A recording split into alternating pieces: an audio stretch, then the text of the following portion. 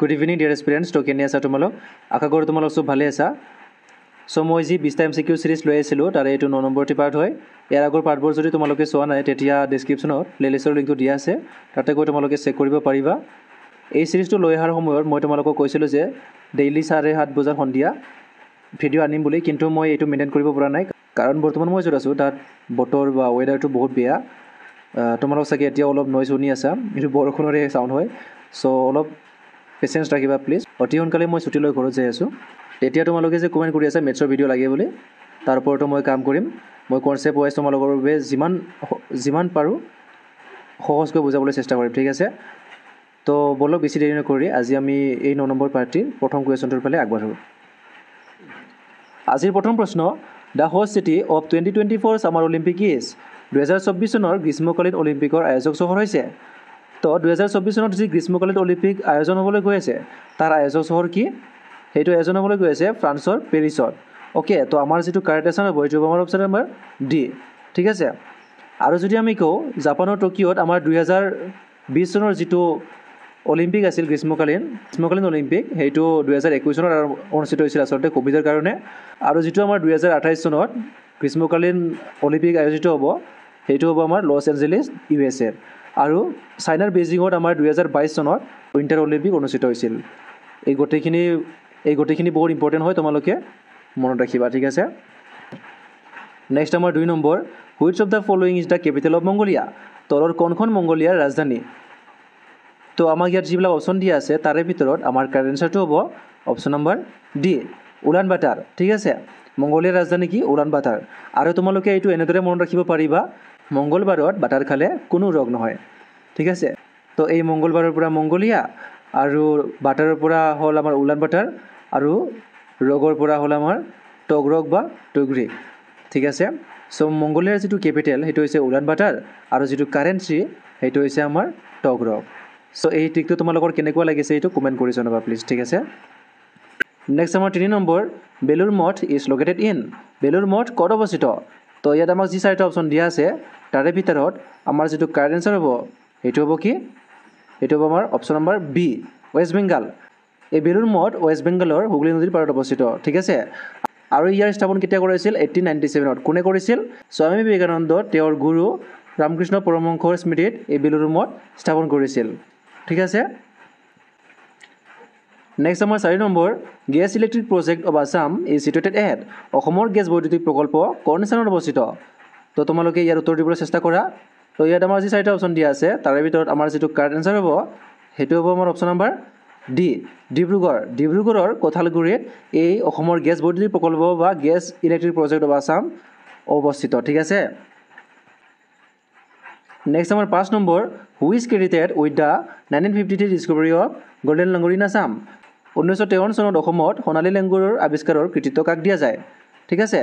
চ' আমাক যি 4টা অপশ্যন দিয়া আছে তাৰে ভিতৰত কাৰেক্ট এনচাৰটো হ'ব অপশ্যন নম্বৰ ডি, এডৱাৰ্ড প্ৰিচাৰ্ড গে। এডৱাৰ্ড প্ৰিচাৰ্ড গিয়ে 1953 চনত অসমত সোণালী লেংগুৰ আৱিষ্কাৰ কৰিছিল, ঠিক আছে। এইটো ইম্পৰ্টেণ্ট নহয়, তোমালোকে মনত ৰাখিবা। নেক্সট আমাৰ 6 নম্বৰ, হৰ্ষচৰিত ৱাজ ৰিটেন বাই? হৰ্ষচৰিত কোনে লিখিছিল? তো ইয়াত আমাৰ যি অপশ্যন 4টা দিয়া আছে তোমালোকে উত্তৰ দিবলৈ চেষ্টা কৰা। তো ইয়াৰ যিটো কাৰেক্ট এনচাৰ হ'ব এইটো হ'ব আমাৰ অপশ্যন নম্বৰ চি, বাণভট্ট। হৰ্ষচৰিতৰ লেখক হৈছে বাণভট্ট, ঠিক আছে। নেক্সট আমাৰ 7 number, who is known as the Bismarck of India? ভাৰতৰ বিছমাৰ্ক বুলি কাক জনা যায়? তো তোমালোকে ইয়াৰ উত্তৰ দিবলৈ চেষ্টা কৰা। বাকী অপশ্যনবোৰ যদি চাওঁ, বিনোবা ভাৱে তেওঁক আমি জানো আচাৰ্য বুলি, আচাৰ্য বিনোবা ভাৱে। ডক্টৰ ৰাজেন্দ্ৰ প্ৰসাদ তেওঁক কোৱা যায় দেশৰত্ন বা অজাত শত্ৰু বুলি, ঠিক আছে। আৰু চিত্তৰঞ্জন দাস তেওঁক কোৱা হয় দেশবন্ধু বুলি। বাকী চৰ্দাৰ বল্লভভাই পটেল তেওঁ তোমালোক সকলোৱে জানা, তেওঁ কি বুলি জনা যায়? ভাৰতৰ বিছমাৰ্ক বুলি। তো অপশ্যন নম্বৰ যিটো আমাৰ কাৰেক্ট হ'ব। আৰু তেওঁক আন এটা কি নামেৰে জনা যায় এইটো তোমালোকে কমেণ্ট কৰি জনাবা। নেক্সট আমাৰ 8 number, which of the following park is located in Jammu and Kashmir? তলৰ কোনখন উদ্যান জম্মু আৰু কাশ্মীৰত অৱস্থিত? তো ইয়াত যি 4টা অপশ্যন দিয়া আছে আমি যদি চাওঁ, কানহা নেশ্যনেল পাৰ্ক এইটো আছে আমাৰ মধ্যপ্ৰদেশত। বাকী গিৰ নেশ্যনেল পাৰ্ক আছে গুজৰাটত। ৰাণথাম্বোৰ নেশ্যনেল পাৰ্ক আছে ৰাজস্থানত। বাকী কিষ্টৱাৰ নেশ্যনেল পাৰ্ক সেইটো আছে আমাৰ জম্মু এণ্ড কাশ্মীৰত। তো আমাৰ যিটো কাৰেক্ট এনচাৰ সেইটো হ'ব আমাৰ option number D, Kishtwar national park আছে জম্মু এণ্ড কাশ্মীৰত। নেক্সট আমাৰ 9 number, which among the following pairs R incorrect? তলৰ কণ্ঠজ্বৰ শুদ্ধ সৰি এইটো অশুদ্ধ ওলাইছিল কণ্ঠজ্বৰ অশুদ্ধ তো আমি অপশ্যনবোৰ যদি চাওঁ জেলেবলা পাছ যেটো আছে আমাৰ পাহাৰৰ যেটো ৰাস্তা বা আমি ক'ব পাৰো গিৰিপথ সেইটো আছে আমাৰ ছিকিমত এইটো হয় আমাৰ কাৰেক্ট পেয়াৰ ঠিক আছে বাকি নীতি পাছ আছে উত্তৰাখণ্ডত এইটো কাৰেক্ট পেয়াৰ আৰু বমডিলা অৰুণাচল প্ৰদেশতে আছে তোমালোক সকলোৱে জানা কিন্তু শিৱকিলা উত্তৰাখণ্ডত নাই শিৱকিলা ক'ত আছে শিৱকিলা আছে হিমাচল প্ৰদেশত সো আমাৰ যেটো ইনকাৰেক্ট পেয়াৰ হেতু হৈছে আমাৰ অপচন নম্বৰ ডি সো আমাৰ কাৰেক্ট আনসাৰ হ'ব অপচন নম্বৰ ডি নেক্সট আমাৰ 10 number who presided over the first meeting of the Indian National Congress ভাৰতীয় জাতীয় কংগ্ৰেছৰ প্ৰথমখন বৈঠকৰ সভাপতিত্ব কোনে কৰিছিল তো তোমালোকে অপচনবোৰ চাই কাৰেক্ট আনসাৰটো দিবলৈ চেষ্টা কৰা তো ইয়াৰ যেটো কাৰেক্ট আনসাৰ হেতু হ'ব আমাৰ অপচন নম্বৰ ডি উমেশ চন্দ্ৰ বেনাৰ্জীয়ে ভাৰতীয় জাতীয় কংগ্ৰেছৰ প্ৰথমখন বৈঠকত সভাপতিত্ব কৰিছিল বাকি জৰ্জ উইল আছিল ভাৰতীয় জাতীয় কংগ্ৰেছৰ প্ৰথম ইংলিছ প্ৰেসিডেন্ট ঠিক আছে বা আমি ক'ব পাৰো first English president of INC আৰু সোনিয়া গান্ধীয়ে আটাইতকৈ দীঘলীয়া সময়ৰ বাবে প্ৰেসিডেন্সি কৰিছিল ক'ত আইএনসি বা ইণ্ডিয়ান নেশ্যনেল কংগ্ৰেছত আৰু ইয়াৰ নামটো মই কিয় দিছো কাৰণ তেওঁ 1896 ত প্ৰেসিডেন্সি কৰিছিল আৰু এইটো সময়তে আমাৰ নেশ্যনেল সং বন্দে মাতৰমক প্ৰথমবাৰৰ বাবে পৰিবেশন কৰা হৈছিল 1896 ত ঠিক আছে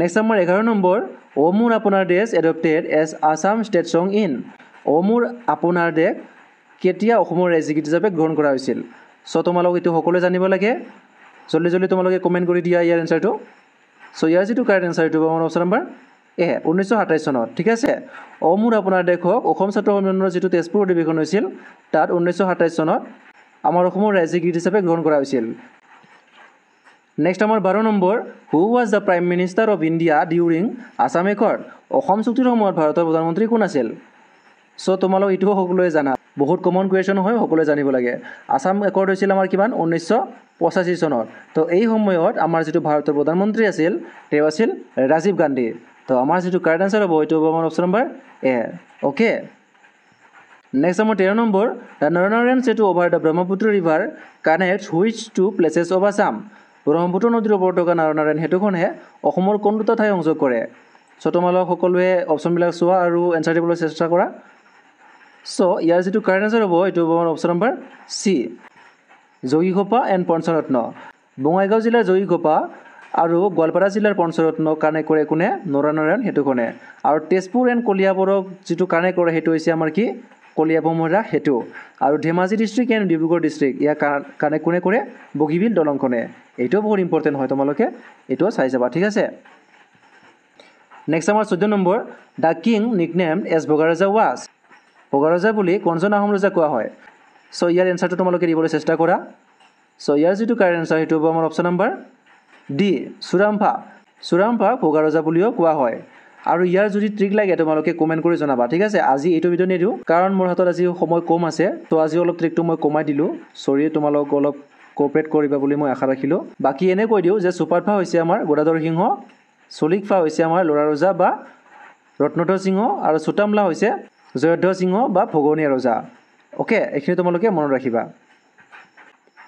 নেক্সট আমাৰ 15 number The Home Rule Movement was started by কাৰ দ্বাৰা আৰম্ভ হৈছিল হোম ৰুল আন্দোলন ইণ্ডিয়ান হোম ৰুল আন্দোলন হেতু আমাৰ আৰম্ভ কৰিছিল বাল গংগাধৰ তিলকে আৰু এনে যদি হোম ৰুল মুভমেন্ট বুলি কয় হেতু আমাৰ এনি বেসান্তে আৰম্ভ কৰিছিল ঠিক আছে সো আমাৰ যেটো কাৰেক্ট আনসাৰ হেতু হৈ যাব আমাৰ কি option number D both B and C অৰ্থাৎ the home rule movement was started by both Annie Besant and Bal Gangadhar Tilak আৰু কিমান চনত তেওঁলোকে এই হোম ৰুল আন্দোলন আৰম্ভ কৰিছিল 1916 চনত ঠিক আছে এটো তোমালোকে মনত ৰাখিবা Next 16 number, the objective resolution was unanimously adopted by the Constituent Assembly on উদ্দেশ্যমূলক প্ৰস্তাৱনা সংবিধান সভাই সৰ্বসন্মতিক্ৰমে কেতিয়া গ্ৰহণ কৰিলে তো তোমালোক ইয়াৰ উত্তৰ দিবলৈ চেষ্টা কৰা আমি যদি চাও 1946 চনৰ 13 ডিসেম্বৰ তাৰিখে পণ্ডিত জৱাহৰলাল নেহৰুৱে প্ৰথমবাৰৰ বাবে এই উদ্দেশ্যমূলক প্ৰস্তাৱনা উত্থাপন কৰিছিল কিন্তু সংবিধান সভাই ইয়াক সৰ্বসন্মতিক্ৰমে গ্ৰহণ কৰে কেতিয়া 1947 চনৰ 22 জানুৱাৰী তাৰিখে তো আমাৰ যেটো কাৰেক্ট আনসাৰ হ'ব এটো হ'ব আমাৰ অপচন নম্বৰ ডি ঠিক আছে 1947 চনৰ 22 জানুৱাৰী তাৰিখে সংবিধান সভাই উদ্দেশ্যমূলক প্ৰস্তাৱনা সৰ্বসন্মতিক্ৰমে গ্ৰহণ কৰিছিল এটো বহুত ইম্পৰ্টেন্ট হয় তোমালোকে মনত ৰাখিবা ঠিক আছে নেক্সট আমাৰ 17 number the stone bridge over the river Namdang was constructed during the reign of নামদাঙৰ শিলৰ হাকক কোনে নিৰ্মাণ কৰাইছিল সো ইয়াৰ যেটো কাৰেক্ট আনসাৰ হ'ব সেইটো হ'ব আমাৰ অপশ্যন নম্বৰ চি ৰুদ্ৰসিংহ ঠিক আছে ৰুদ্ৰসিংহৰ দিনত নামদাঙৰ শিলৰ শাকো নিৰ্মাণ হৈছিল আৰু এই নামদাঙৰ শিলৰ শাকো আমাৰ শিৱসাগৰৰ পৰা ইফালে পশ্চিমে যোৰহাটৰ লগতে আন ডিষ্ট্ৰিক্টকো কানেক্ট কৰে ঠিক আছে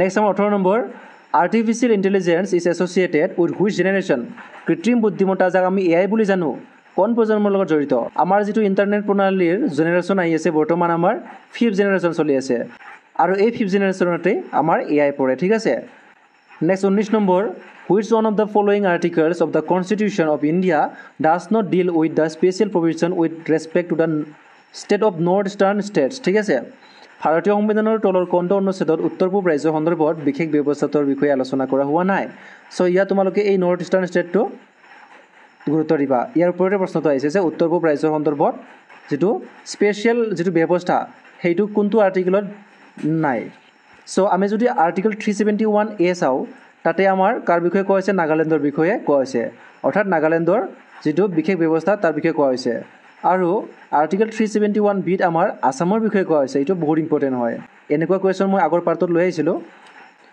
বাকি আৰ্টিকেল 371 এইচত আমাৰ অৰুণাচল প্ৰদেশৰ বিশেষ ব্যৱস্থাৰ বিষয়ে কোৱা হৈছে আৰু আৰ্টিকেল 371 ডিত আমাৰ কোৱা হৈছে অন্ধ্ৰ প্ৰদেশৰ বিশেষ ব্যৱস্থাৰ বিষয়ে সো অন্ধ্ৰ প্ৰদেশটো আমাৰ নৰ্থ ইষ্টাৰ্ণ ষ্টেট নহয় সো আমাক সুধিছে যে উত্তৰ পূব ৰাজ্য সন্দৰ্ভত বিশেষ ব্যৱস্থাৰ বিষয়ে আলোচনা কোনে নকৰে বুলি কৰা হোৱা নাই ঠিক আছে সো এইটো হ'ব আমাৰ option number D option number D article 371 ডিত কাৰ বিষয়ে আলোচনা কৰা হৈছে অন্ধ্ৰ প্ৰদেশৰ বিষয়ে কোৱা হৈছে যেটো আমাৰ নৰ্থ ইষ্টাৰ্ণ ষ্টেট নহয় ওকে